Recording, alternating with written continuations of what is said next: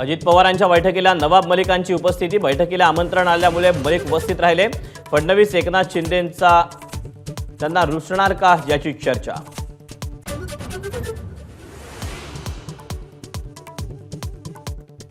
विधान परिषदेच्या 9च्या 9 जागा निवडून आणा. मुख्यमंत्र्यांच्या आमदारांना सूचना. विधानसभेच्या तयारीलाही लागण्याचे आदेश.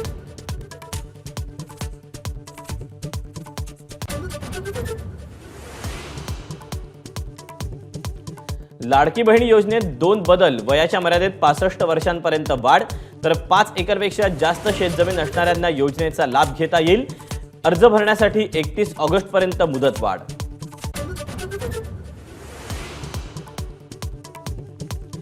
अंबादास दानवेंच्या शिवीगाळबाबत उद्धव ठाकरेंनी मागितली माफी.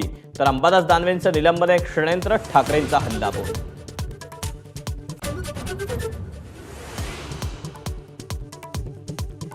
तुम्ही नकली वाघांसोबत आहात, इथे असली वाघांमध्ये या.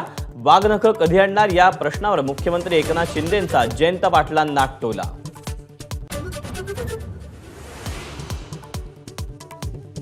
दीक्षाभूमीवर झालेल्या हिंसक आंदोलनाबाबत गुन्हा दाखल. वंचितचा शहर अध्यक्ष रवी शेंडेही आरोपी. इतर सामाजिक संघटनांच्या पदाधिकाऱ्यांवर गुन्हे दाखल.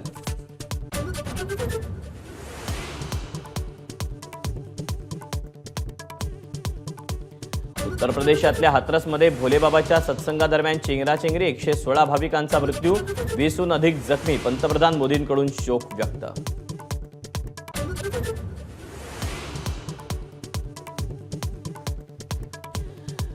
राज्यात गाईच्या दुधाला प्रति लिटर 30 रुपये दर निश्चित. सरकारकडून 5 रुपये अनुदानही देण्याचा निर्णय. तर दूध पावडर निर्यात करणाऱ्या प्रकल्पांना 30 रुपये प्रति किलो अनुदान.